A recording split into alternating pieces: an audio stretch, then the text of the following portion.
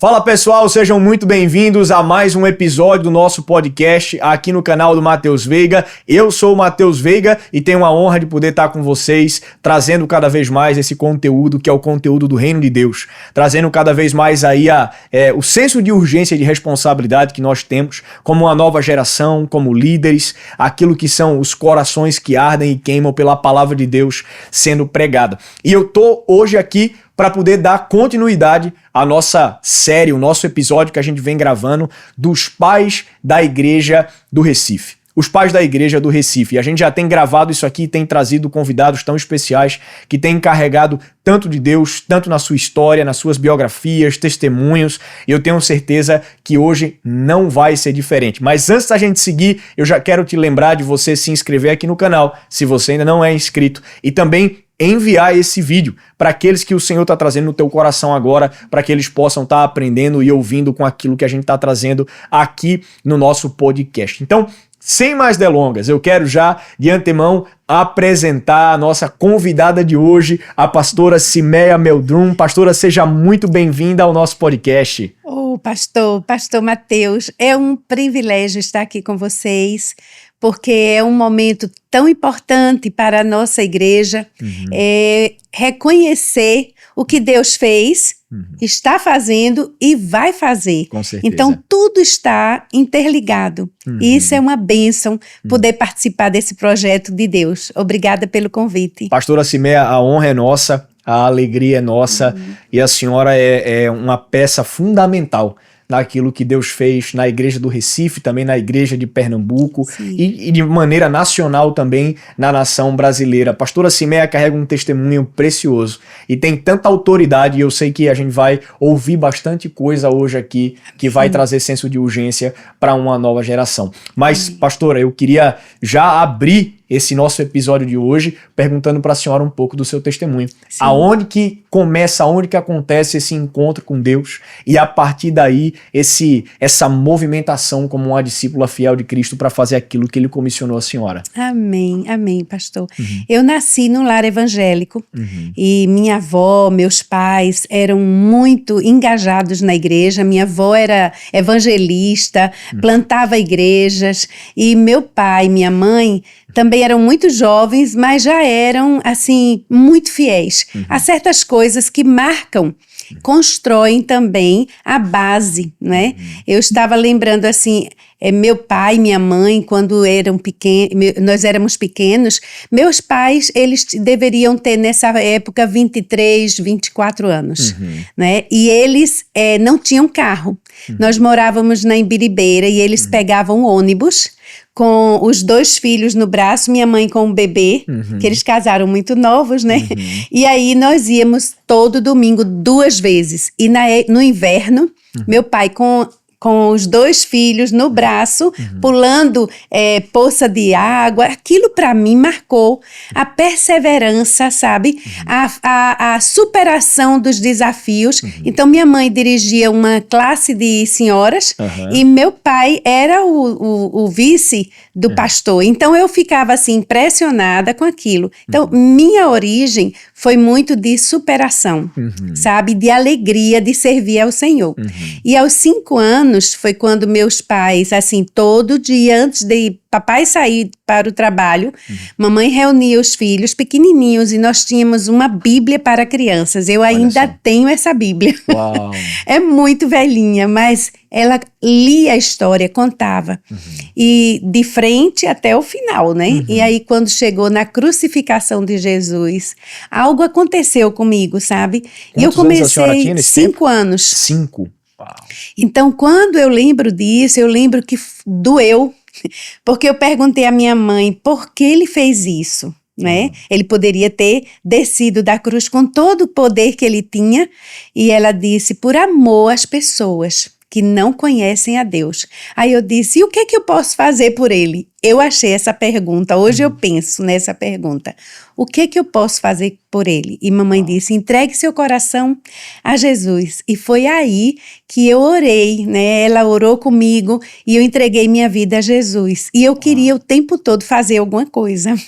E aí, com 6 anos, minha mãe teve uma auxiliar dentro de casa, o nome dela era Benedita. E ela era muito assim, maluquinha, né? E eu pedi que ela sentasse e eu falei de Jesus para ela e ela se converteu. Uau. Então eu ganhei a primeira pessoa para Jesus aos 6 anos.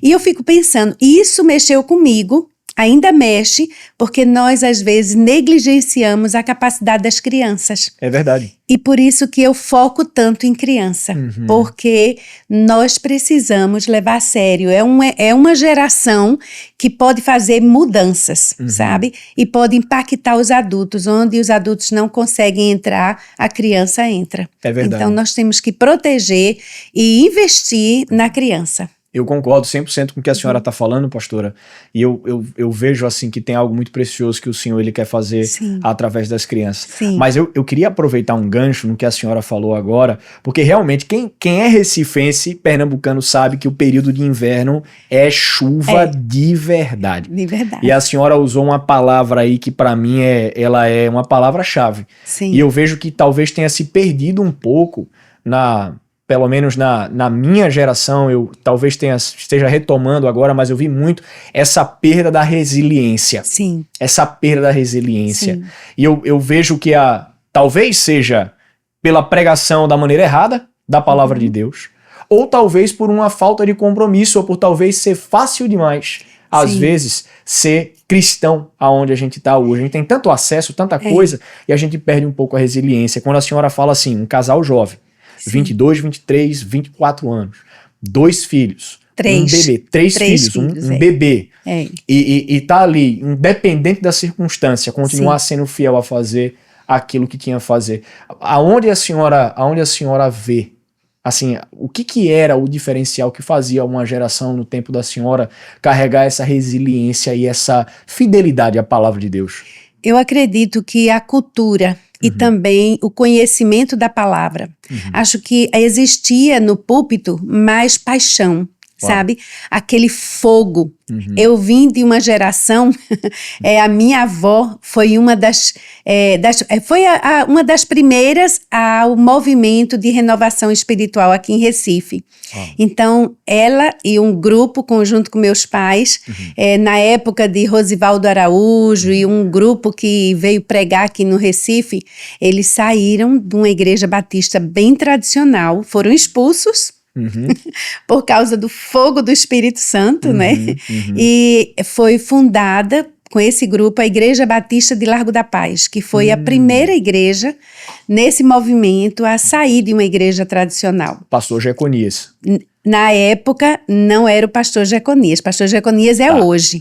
Mas eu lembro da minha infância do pastor Rosivaldo Araújo, do pastor Darcy Guilherme dos Reis e outros pastores que passaram lá e que nós começamos. Então eu vi aqueles jovens, assim como esse grupo, sabe? Aqueles jovens carregando tijolo, quebrando paredes para abrir as portas, sabe? E eles iam para lá e eu ia ajudar. Então nós vendíamos coco verde, todo mundo se reunia para fazer uma espécie de feira, né? Sim. E a gente levantou o recurso para cavar e depois compramos aquele terreno da igreja e eu lembro de toda a igreja engajada, mas pegando no pesado mesmo, sabe? Sim. Isso para mim construiu meus valores, para mim foi importantíssimo, porque ia os pais e os filhos, as crianças ajudavam também, então aquilo parecia muito com os tempos bíblicos,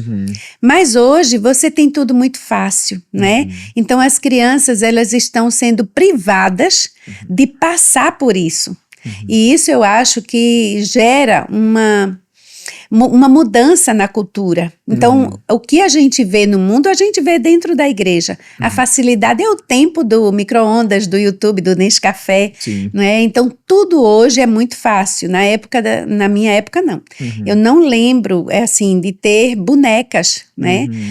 Uma senhora me dava as bonecas, ela fazia de paninho aquelas bonecas. E a gente não, assim, eu não sentia diminuído, porque na escola alguém tinha e eu não tinha, mas a palavra de Deus nos ensina a fazer diferença e nos ensina a superar, né, os desafios. Então eu era apaixonada pela história de José, sabe? Que eu olhava e dizia, puxa vida, ele foi desde pequenininha, que José era um herói. Depois, aos 9 anos, 10 anos, meus heróis passaram a ser o Hudson Taylor, o William Carey, não é? Então, aí, por quê? Porque na igreja tinha a Mensageiras do Rei, e aí eu era mensageira, eu queria passar de menina para princesa, para rainha, e você tinha que ler, você tinha que decorar a Bíblia, você não podia passar de um ciclo para o outro sem conhecer a palavra, Então, no domingo à tarde, nós íamos para as praças. Uau. E aí eu ficava na porta à noite esperando quem eu convidei. Era uma alegria muito grande ver as pessoas que foram convidadas nas ruas chegando à igreja. Que a estratégia é o evangelismo de rua, praça pública. Exatamente. E ali, diante da conversão em praça pública, já ia direto para a igreja. Exatamente. Ou então iam convidados. E à noite eles eram, né? A gente tinha a colheita também à noite. Então, isso para mim era muito bom. Eu fui a primeira criança a se batizar na Igreja Batista de Largo da Paz. Uau. Porque só se batizava quem era adulto. E eu tinha 9 anos, eu ainda tenho a minha Bíblia, que eu ganhei do pastor. E aí eu disse assim, eu quero me batizar.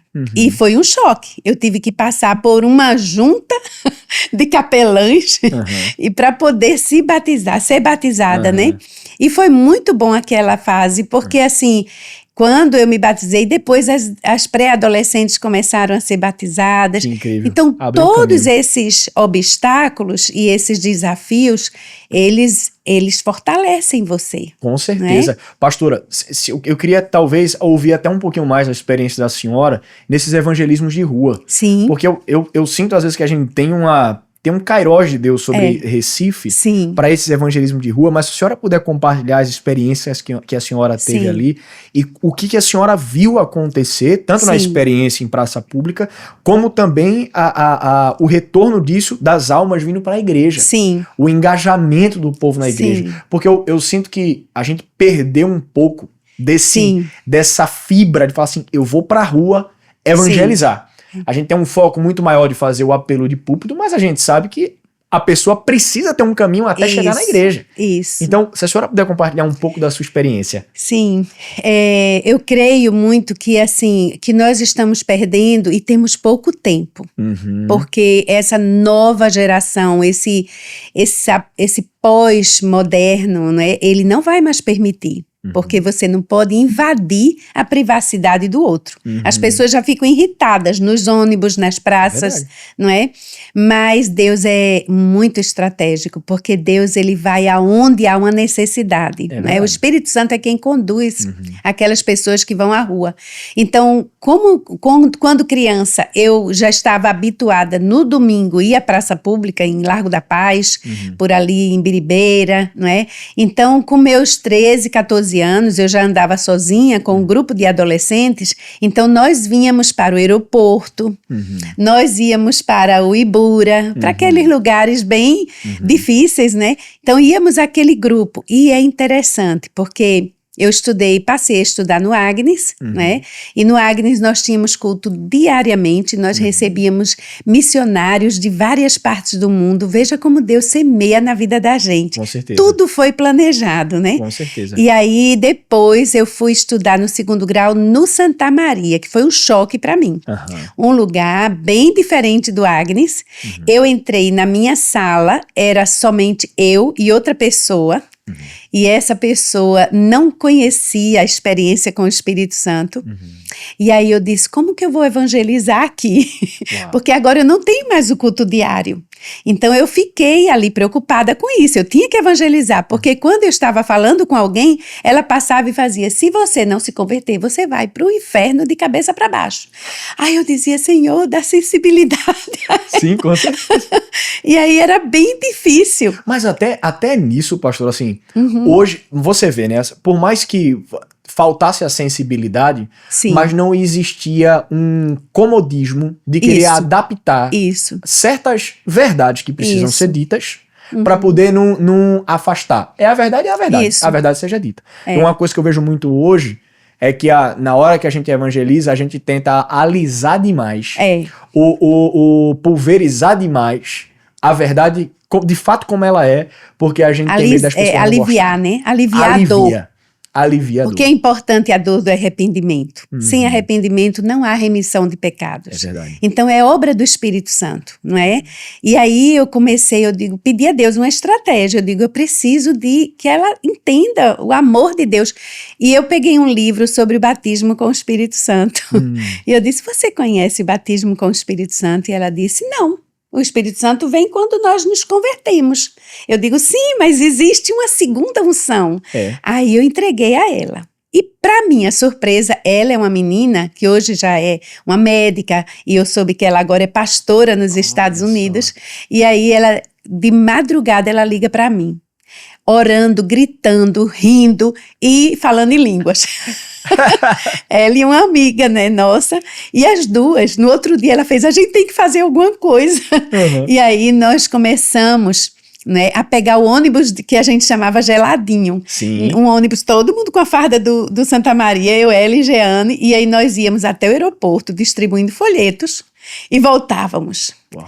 A coragem dela me surpreendeu, porque eu já tinha coragem por cultura da igreja, mas ela não tinha coragem de se revelar cristã. O Espírito Santo encheu. Encheu. E ela era uma menina, ela era a top da classe. Então ela comia livros, ela, sabe? E ela fez assim, aí eu disse, vamos começar um culto na hora do intervalo, e nós começamos perto de uma cachoeira que tinha, não sei se ainda tem, no Santa Maria. E aí nós começamos com 5 ou 6 pessoas. E daqui a pouco Maria das Dores me chamou, depois de uns dias. Aí disse, olha, Simeia, você está concorrendo com o Frei Tito, que fazia missa todo dia na capela. E aí eu disse, e o que é que a senhora quer que eu faça? Ela disse, eu vou te dar o laboratório de física, que ele tinha umas arquibancadas assim, e você vai para lá. Eu digo, tá certo. No final do ano, nós tínhamos 72 pessoas convertidas, jovens. Incrível. E eu fiquei assim impactada, porque eu era muito nova, eu estava com 16, 17 anos, entende? E aí, até hoje, uma das minhas cardiologistas foi a minha colega de classe, né? E assim, eu vejo que naquela época, os jovens eram muito ousados. Aí foi quando eu conheci a ABS, que era da ABU, né? ABU e ABS. E assim eu comecei a perceber o que Deus estava fazendo na nossa geração. Nisso, né, existia comigo muito, a gente participava muito do Palavra da Vida. Eu era equipante de Palavra da Vida, do PV, Jorge Tais e Magu, pastor Sérgio Lira hoje, né? E assim eu era líder de equipe também lá no Palavra da Vida. Então, Nicole e Jeane, que eram minhas companheiras do Colégio Santa Maria, nós íamos para os ônibus, entende?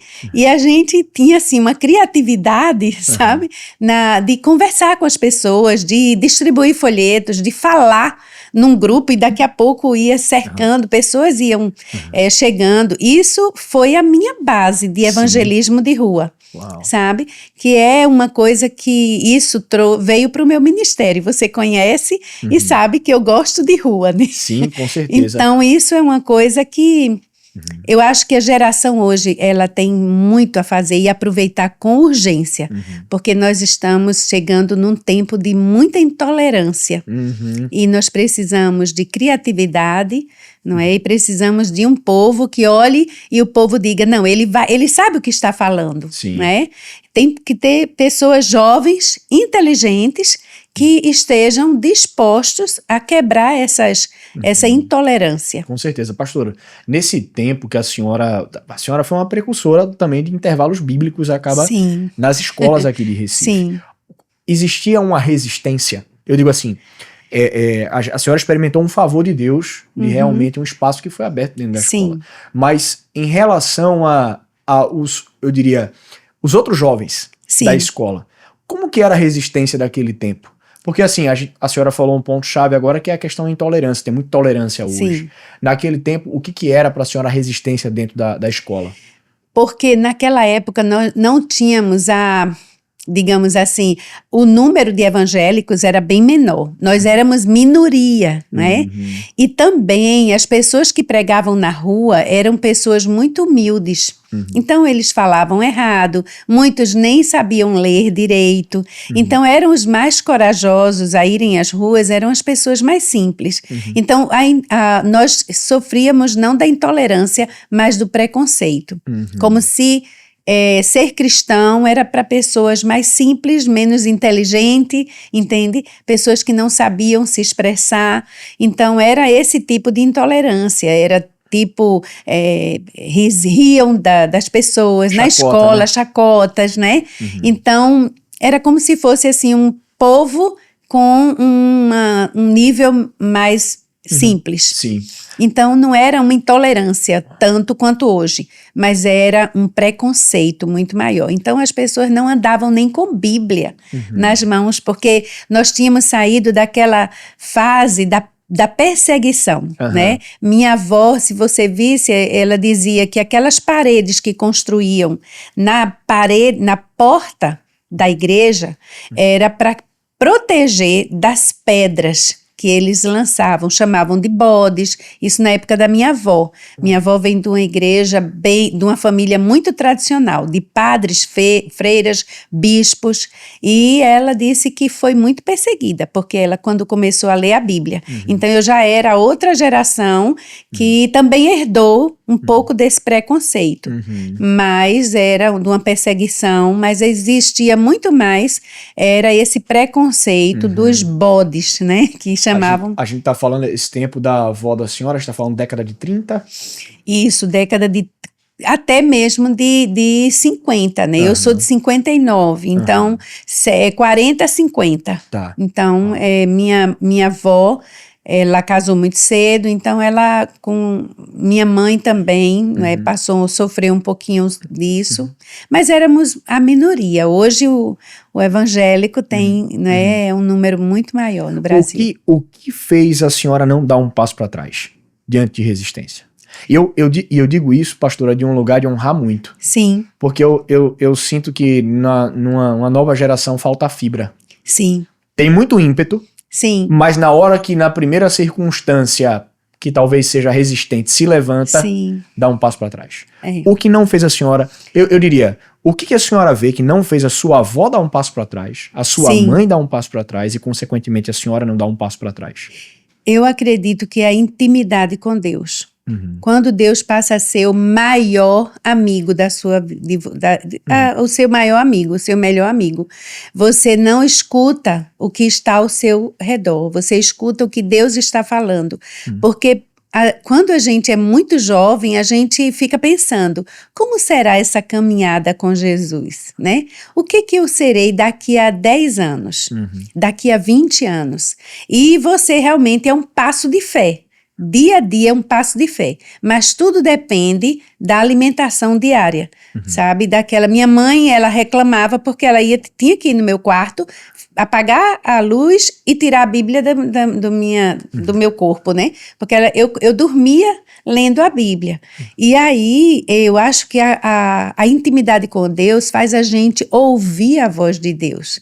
Eu acho que é a coisa mais importante para meus filhos, uma coisa que eu queria mais, era que ele não seguisse pastores nem igreja, mas eles seguissem a voz do Senhor na vida deles. Uau. Acho que esse é o ponto principal, sabe? Porque eu vi muitas amigas minhas também dando um passo atrás, mas elas não tinham essa sede, sabe? Eu acho, não sei se era a família, se era talvez a história delas, não sei, mas eu vejo que há muita gente que persevera mesmo por causa dessa intimidade com Deus, buscar a intimidade do Senhor, né?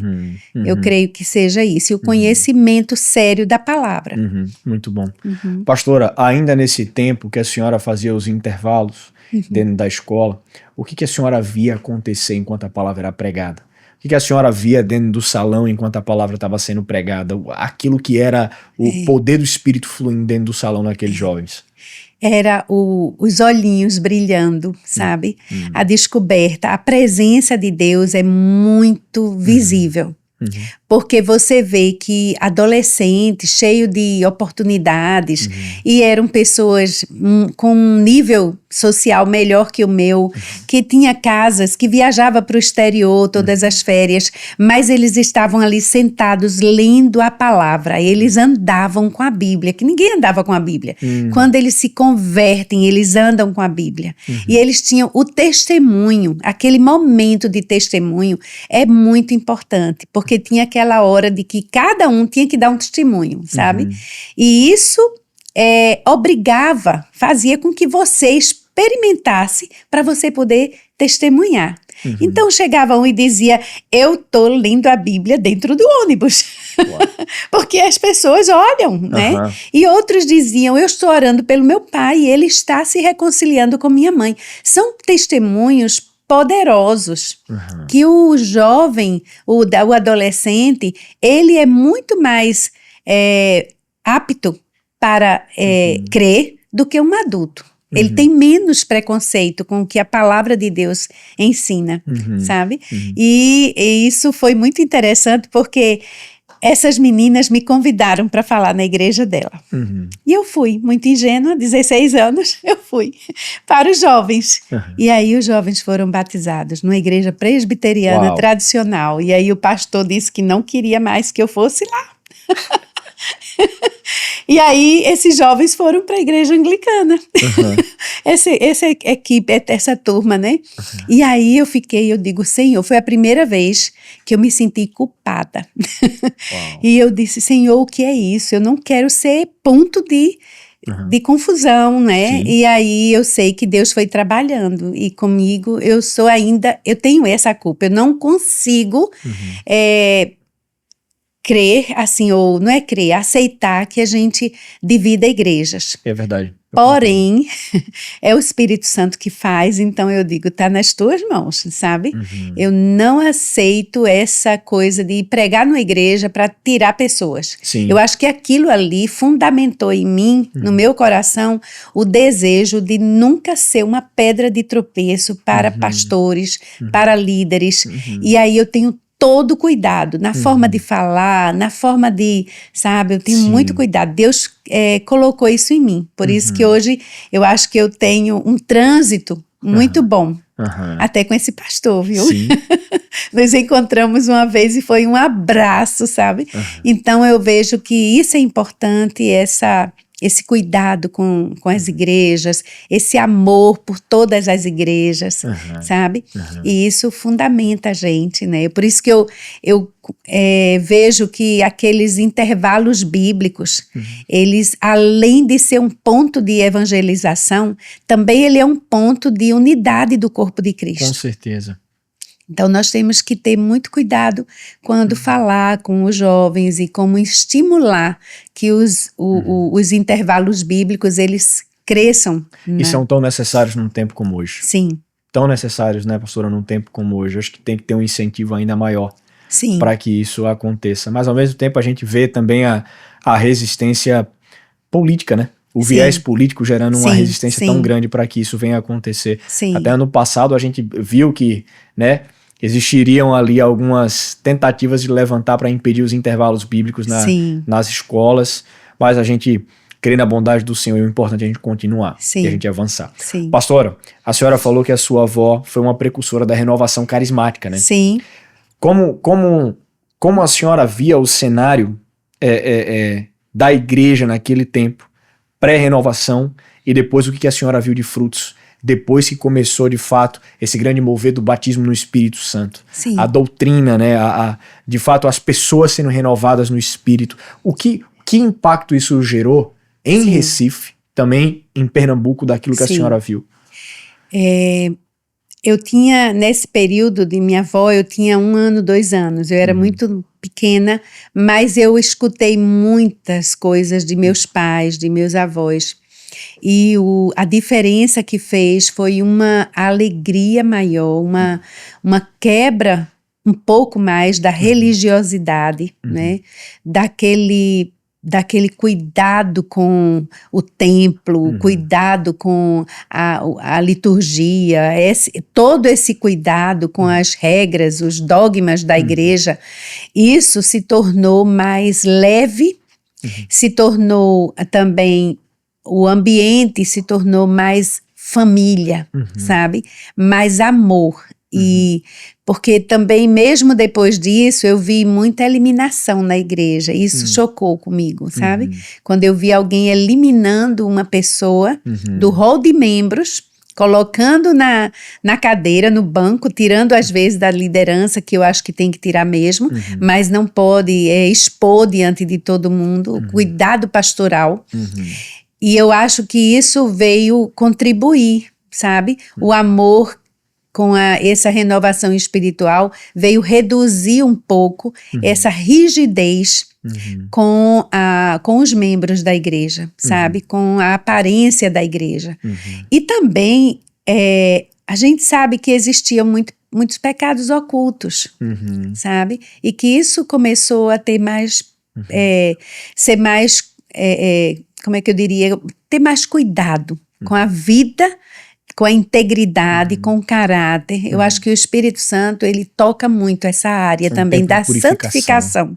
Isso, da purificação. E sai daquela rigidez de um dogma de igreja, de uma denominação, para se tornar mais amoroso, mais sincero, mais íntegro, sabe? Isso a gente começou a ver. Eu comecei a ver isso. Às vezes as pessoas diziam, você tem um olhar muito positivo. Eu digo, ainda bem, porque eu não estou aqui para julgar. Eu estou aqui para amar e para ver mudanças, né? E isso é muito bom quando você tem uma igreja realmente cheia de amor. Muito bom.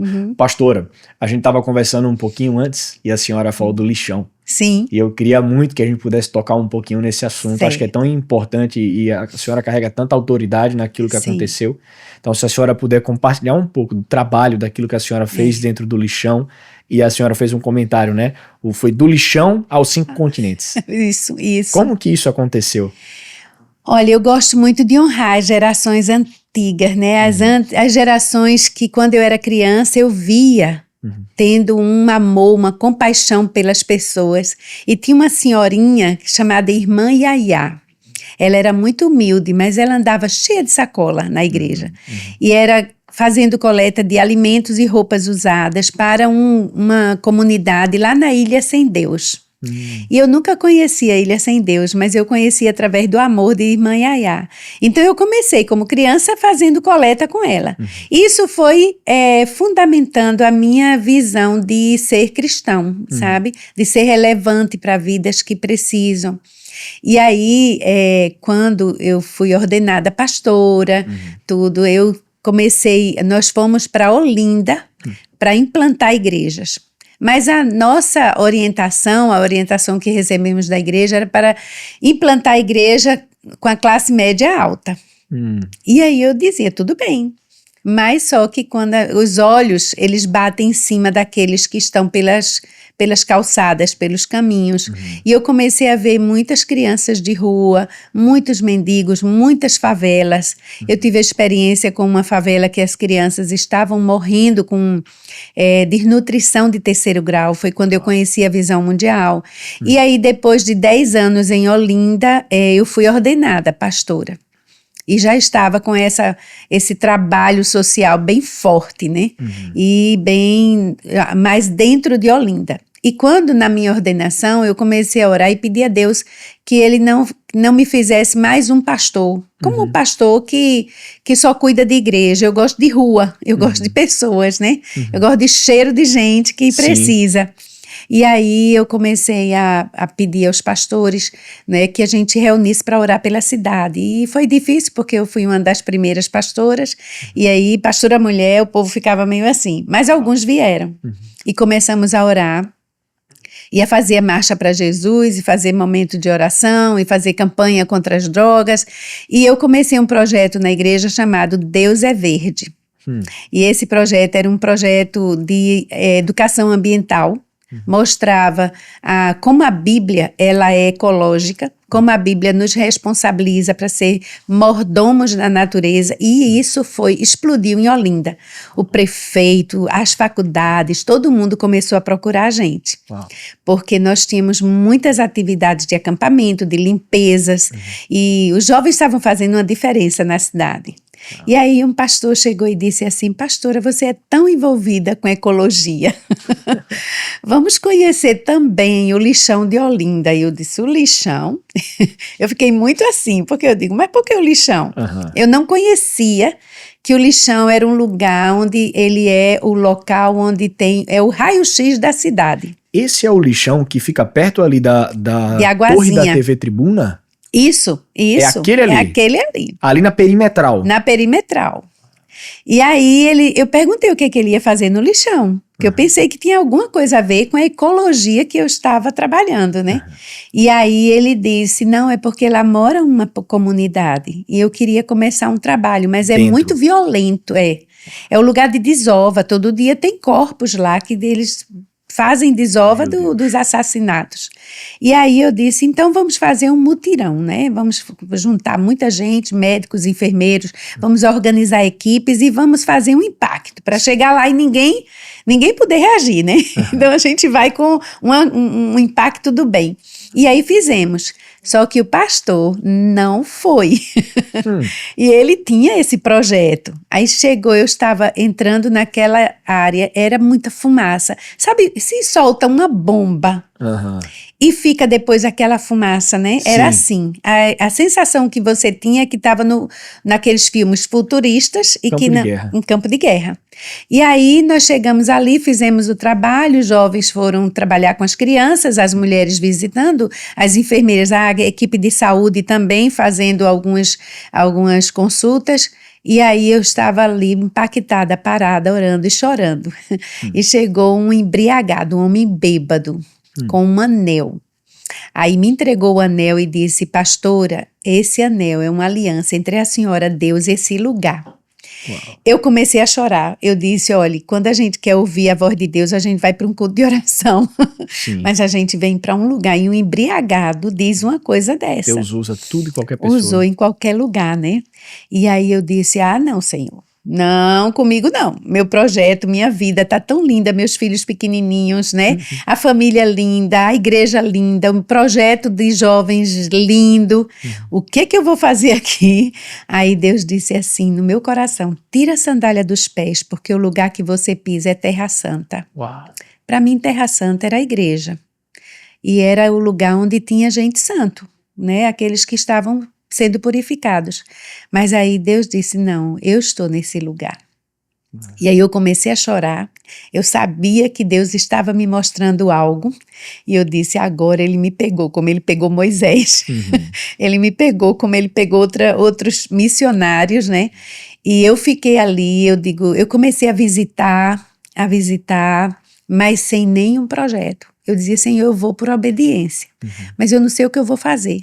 Aí começava a conversar com entrei no lixão, eu comecei a aprender como o pessoal cata, né? O que era catador de rua, o que era catador de lixão. Comecei a aprender com o que Deus estava mostrando. Tinha uma senhora que era mãe de santo, que se vestia toda lá e ficava lá sentada. E eu comecei a conversar com ela, eu descobri que ela já frequentou uma igreja batista, ela tinha um cantor cristão. Aí eu disse, eu vou trazer meu cantor pra gente cantar. E aí eu comecei a cantar. Eu, uma pastora, que eu ia de colarinho, e a mãe de santo, cantando hinos do cantor cristão.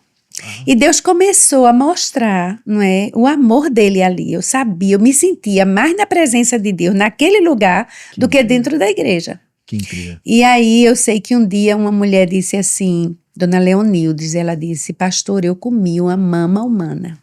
Nessa época, eu estava assim resistindo, Senhor, eu quero sair daqui, muita morte. Encontravam muitos fetos de aborto, homens, mulheres mortas ali.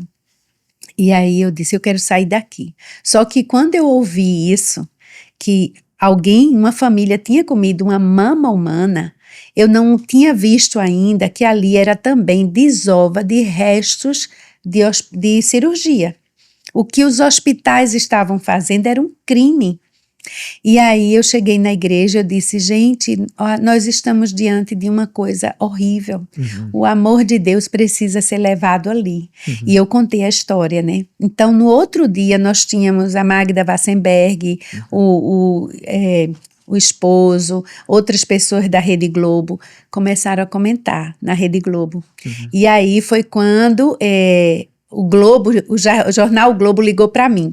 Aí depois o Clarim, aí depois CNN, eu digo pronto, explodiu um furo jornalístico, né?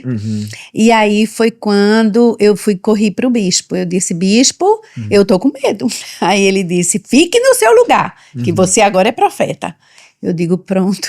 Então, essas coisas começaram a trazer a atenção do mundo todo para o lixão de Olinda. A Unicef fez um levantamento, isso tudo está registrado na internet, não é? Fez um levantamento e que no Brasil existiam 5.000 lixões nas mesmas condições. Meu Deus. Os hospitais começaram a ser investigados, onde tem nas reportagens o lixão cheio de seringas, de sacos de lixo hospitalar. Então era um escândalo internacional. E isso foi quando Deus disse assim, seu lugar é aqui. Quando a nova prefeita chegou e disse, me ajude a tirar o povo de lá. O povo corria para mim como se dissesse assim, nos socorra, sabe? Eu comecei a ver a posição da igreja como aquela posição realmente sacerdotal. Muito sabe? bom. Representando Deus para o mundo e representando o mundo para Deus. E sendo rei, porque você começa a governar, você sabe que ali você tem uma posição profética, uma posição sacerdotal. Como né? reis e sacerdotes. Exatamente, Apocalipse porque 1:6. nós somos o reino de sacerdotes. Aonde tem um cristão, existe um sacerdote, existe um governo do reino. Nós somos o reino de Deus, né?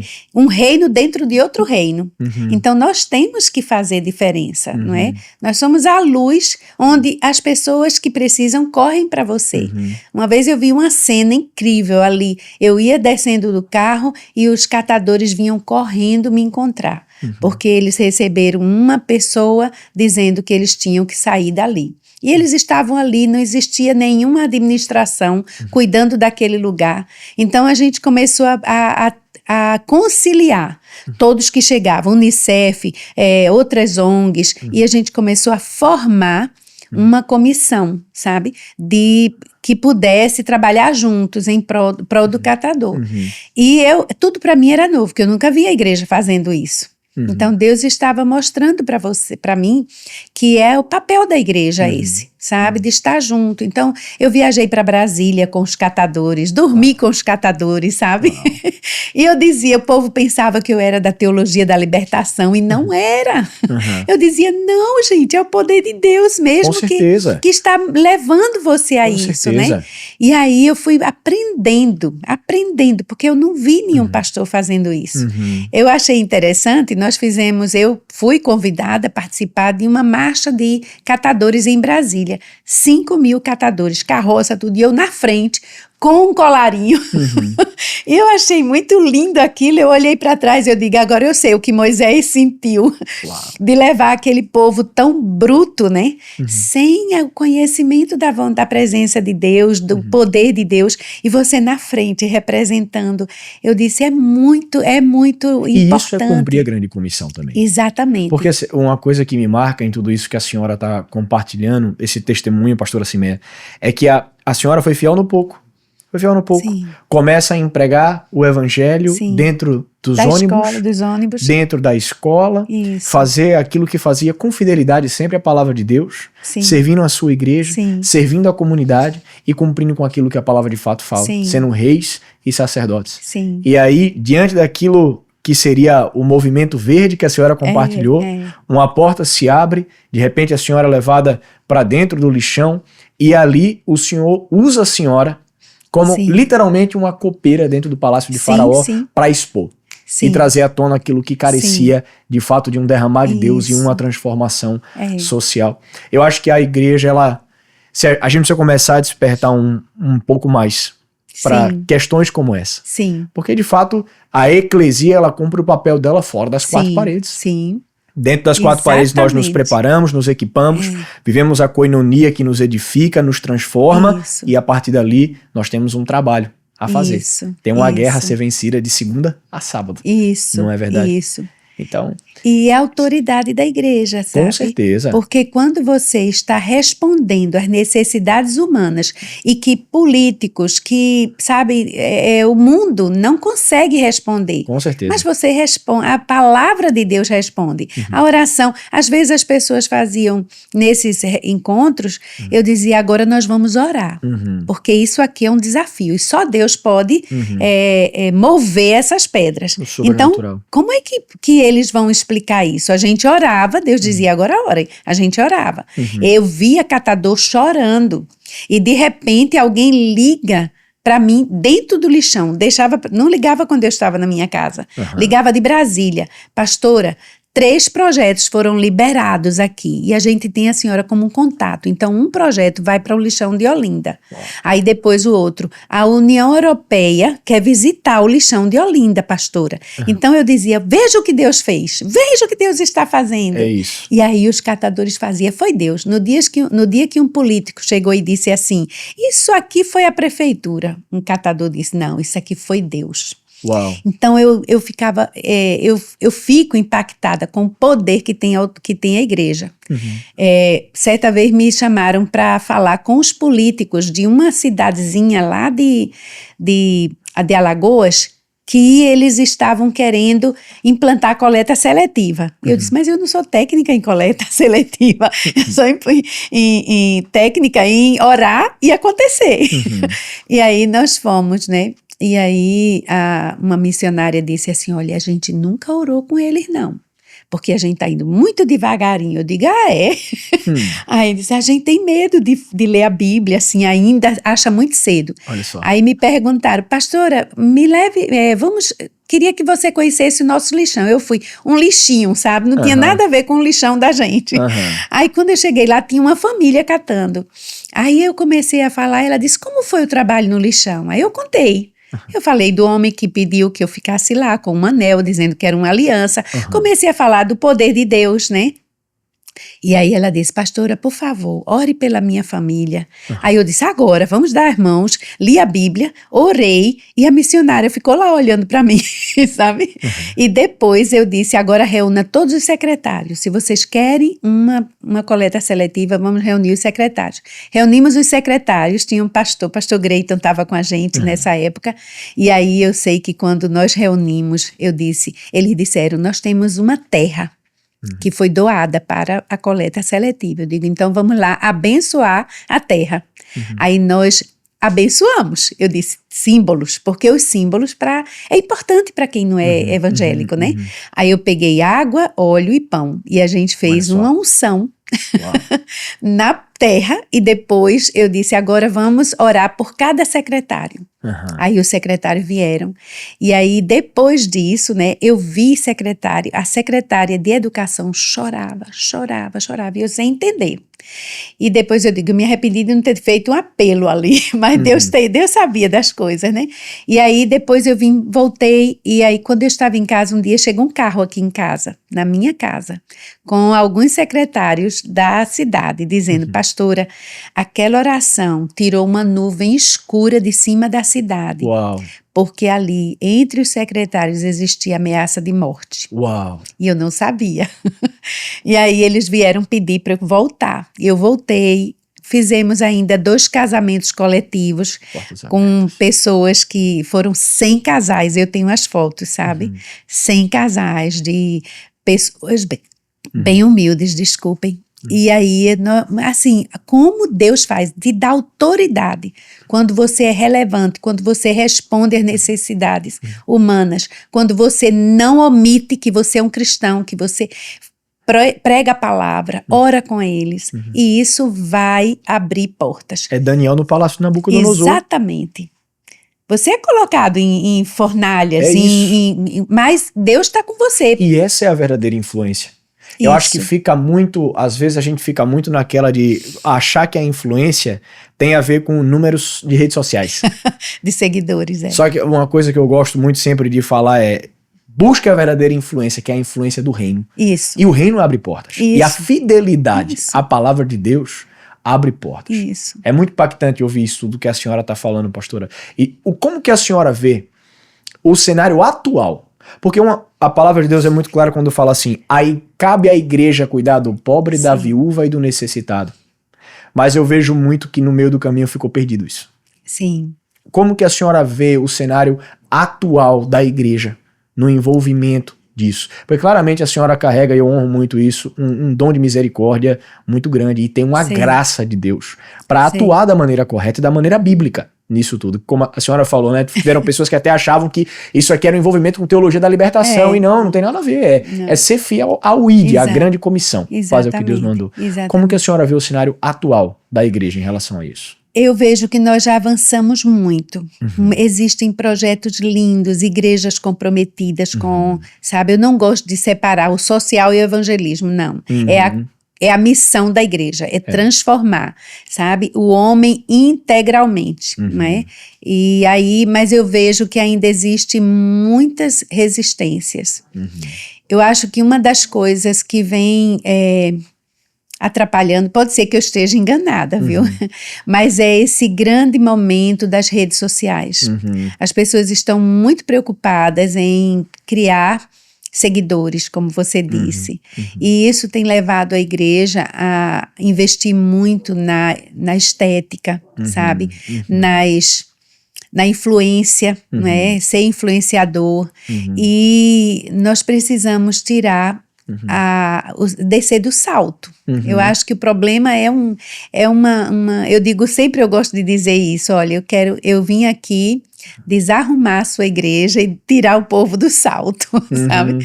Porque a gente precisa realmente ir lá. Eu acho que o coração bate, a mente entende quando você pisa aonde a outro que está sofrendo está pisando. Hoje eu estava lendo um pouco sobre Bartimeu, né? E aí a gente fica pensando, puxa vida, quantas pessoas mandam essas pessoas que estão na rua pedindo se calarem, né? Você está atrapalhando, você está, não sabe? E aí vai tirando essas pessoas do convívio da gente. E quanto que a gente precisa dessas pessoas, que elas venham. Eu digo, nós precisamos ser como aqueles amigos que levaram o paralítico para Jesus, que carregaram a sua maca, né? E isso vai sujar, vai sim, a gente se desgasta, mas a gente sente uma alegria, vale a pena a gente perder, né? Quantas vezes eu perdi tantas coisas porque eu tinha um compromisso com o lixão. Às vezes o pessoal fazia, pastora, seu Gol parece um barco. Ele entra em qualquer lugar. Eu digo, é incrível, né? E o pneu não fura. Não fura o pneu. Mas eu poderia ficar em casa quando estava num uma chuva, né, muito forte, uma tempestade, mas eu tinha que ir para que eles vissem que eu estava ali a serviço do Senhor, que o Senhor estaria com eles em qualquer tempo, né? E isso é o que está faltando à igreja. Não cancelar por causa de chuva, sabe? Eu achei lindo nas últimas chuvas que nós tivemos que as igrejas chegaram nos lugares onde estavam sendo inundados antes dos bombeiros. Sabe? A igreja chegou, a igreja levou mantimentos, a igreja, então eu já vejo mudança, eu digo, a igreja está sendo adornada, a noiva está sendo adornada. Quem faz essa obra é o Espírito Santo. Com certeza, com certeza. Se a senhora hoje pudesse dar uma palavra de encorajamento para uma nova geração em relação a esse cumprimento de grande comissão que envolve uma transformação social, que palavra seria essa? Eu acho que nós precisamos mergulhar nesses lugares, sabe? Nós precisamos ir até onde eles estão. Porque quando nós estamos no lugar de conforto e nós ouvimos, observamos, até contribuímos muito, mas nós não vamos permanecer se a gente não sofrer, não for até onde ele está sofrendo. Quando eu estava começando o trabalho no lixão, eu vou dar só esse exemplo, os adolescentes estavam muito acostumados a acampamentos e a ônibus de luxo, aí com roupas de luxo em todo lugar, a igreja oferecendo coisas boas para eles.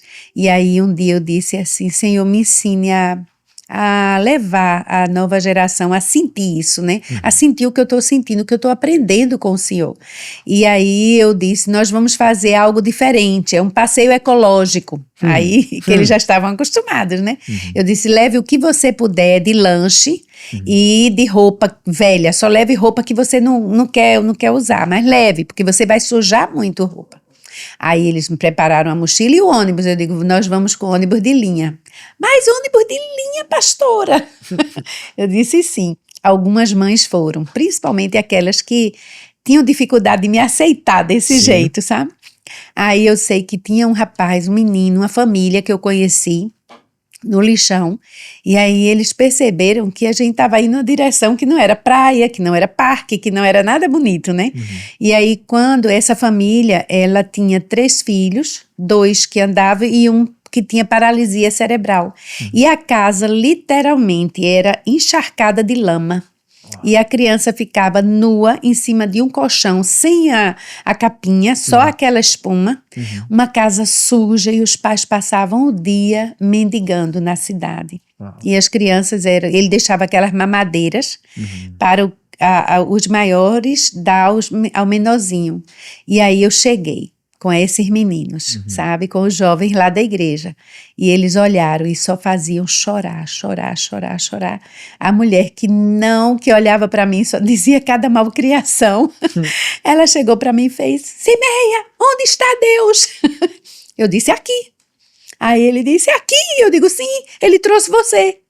Essa mulher voltou e construiu a casa daquela criança. Que incrível. Sabe? Então, o que a gente não vai fazer diferença, a gente não vai ser transformado, porque a transformação é uma via de mão dupla. Nós somos transformados, mas eles também, não é? E Deus usa, eles são bênçãos pra gente. Eu vi muitos americanos, canadenses, europeus, indo para lá e chorando, e dizia assim, esse lugar é um lugar santo. Esse lugar é como Iona, é como Jerusalém, esse lugar transforma, mas está lá em Isaías 61, não é? Os estrangeiros, eles virão, mas é porque ali existe uma autoridade de Deus, uma autoridade para mostrar, não é para tirar fotografia. Eu dizia, isso aqui não é turismo da miséria, isso aqui é uma casa de oração, é um lugar santo, onde as pessoas vêm para serem transformadas. Então, essa nova geração tem que mergulhar nisso, sabe? Com certeza. Porque muitos jovens que querem fazer diferença, eles estão fazendo isso não pelo evangelho, mas porque eles querem algo especial, eles querem um sentido para a vida. E quando você encaixa isso com o evangelho, então aí você conhece o verdadeiro sentido da vida, é ser bênção. Com certeza. Pastora, nesse tempo a senhora acabou sendo um ponto de conexão até para que outras igrejas pudessem estar servindo. Sim. Existiu essa contrapartida? Mais igrejas estavam engajadas no projeto ou era algo mais específico na igreja que a senhora estava? Não, eu acho que durante o período que eu estava lá, eu não recebi nada da igreja anglicana. No início eu ficava achando isso muito estranho, mas Deus estava me ensinando de que o reino é dele. Não é de uma denominação. Sim. E outra coisa, ele move, é o reino, não é uma pessoa, não sou eu. Ele já estava ali, por isso que ele disse, tira a sandália dos pés, porque eu já estou aqui. Então isso eu nunca me senti responsável por aquilo, sabe? Mas vinha gente que vinha assim, por exemplo, a faculdade, a Universidade de Oxford e de Cambridge, mandaram grupos para passar férias lá, para fazer imersão num lugar de transformação. E eu disse, eles faziam, o que a senhora quer que a gente faça? Aí eu dizia, faça o que você sabe fazer. Eu sei que eles construíram drenagem nas ruas, sabe? Eles fizeram coisas que a prefeitura ficava constrangida e mandava, dizia, pastora, nos avise quando tiver essa vinda. Eu digo, claro, eu vou avisar agora. Claro, porque eles viram que estava acontecendo algo, né? Então, não só a gente move as estruturas, mexe com as estruturas, como também a própria igreja, ela começa a derrubar as barreiras denominacionais. Com certeza. Porque a gente via ali pessoas de várias denominações chegando. A senhora viu uma unidade da igreja ali? Vi uma unidade. Aprendi como fazer unidade. É no serviço de amor, sabe? Não é simplesmente mostrando o que vai acontecer na minha igreja ou na outra, sabe? A gente precisa servir juntos. E isso gera autoridade e abala estruturas. Muito bom. Pastor, quando a senhora olha para o cenário atual hoje, da igreja em Recife, eu não digo nem da igreja, vou tirar um pouco a igreja, vou falar no sentido, o cenário espiritual atual sobre Recife, sobre Pernambuco, o que a senhora vê que Deus está fazendo hoje? Olha, eu escuto muito sobre um avivamento. E eu vou dizer uma coisa, eu não falo muito isso para as pessoas, mas eu acho que o bispo Robson, os primeiros pastores da igreja anglicana, eles ouviram quando eu cheguei impactada em 1979. Eu era bem novinha, tinha ido para uma conferência internacional de missões na Irlanda. E um Michael Cole, que era um teólogo da época, ele disse assim, eu tive uma visão, ele era inglês, e ele disse, eu tive uma visão sobre o Brasil, e era o Brasil, eu vi o mapa do Brasil, em cima do Brasil eu vi uma nuvem muito escura, e o Brasil estava debaixo dessa escuridão. E de repente, lá na ponta, naquele lugarzinho ali, Recife, mesmo assim, um raio do sol entrava e penetrava na cidade e da cidade refletia sobre todo o Brasil. Uau. Então eu vejo assim, depois eu ouvi outros pastores, outros missionários, todo mundo vem para cá e diz, em Recife vai acontecer algo muito grande, não é? E eu creio nisso, eu vejo Deus fazendo, movendo, dou graças a Deus porque eu estou vendo isso, a unidade da igreja está acontecendo, está começando, né? E quando foi esse ano passado, eu participei de um evento lá no Centro de Convenções do Revive Recife, e eu não entendia direito, não conhecia, e eu sei que agora eles me convidaram para fazer parte de um grupo, de uma comissão que está organizando. Em dezembro nós teremos uma cruzada evangelística na Arena. Olha só. E meu papel está dentro dessa equipe, é mobilizar a igreja, sabe? Levar isso. Isso veio de fora. Foi um grupo de americanos, finlandeses, pessoas que vieram de fora. E Deus tem falado para pessoas. Eu acho que Deus está enviando pessoas para despertar a igreja, porque já está acontecendo. E são pessoas desconhecidas, sabe? São pessoas que estão aqui para servir. E elas estão vivendo coisas lindas e vendo Deus trabalhando na igreja. Porque às vezes nós estamos participando e não percebemos. Eu acho que como na época de Moisés, na época de Neemias, sabe, na época de Daniel, Deus estava trabalhando, mudando as coisas. E nós só precisamos fazer essa pergunta a Ele: Senhor, qual é a minha participação nisso? Então, um pouquinho que seja, eu digo assim a eles: eu sou apenas uma facilitadora, porque eu tive o privilégio de 1979, ouvir isso pela primeira vez. E eu vi isso durante esses anos e agora eu vejo coisas acontecendo. E eu entendo que esse ano de 2025 será um ano muito especial para a nossa cidade, sabe? Eu creio nisso. E estar aqui com você, pastor, A honra é minha. já é parte disso. A honra é minha. Sabe, é parte disso. A honra é minha. Essa geração é uma geração que eu creio que é a geração de Josué, sabe? Eu fui a geração de Moisés, mas vocês são a geração de Josué, que vão fazer essa conquista, né, espiritual incrível. Muita gente já está pronta para entregar sua vida a Jesus. E esse será manter o que foi feito aqui, da época da minha avó e hoje, e tudo faz parte, tudo é Deus trabalhando.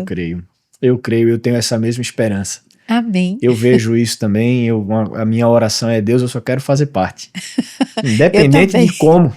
Só me deixa fazer parte, eu não quero perder aquilo que o Senhor está fazendo. E eu quero mais uma vez aqui, pastora Cimeia, honrar a senhora por tudo que a senhora fez.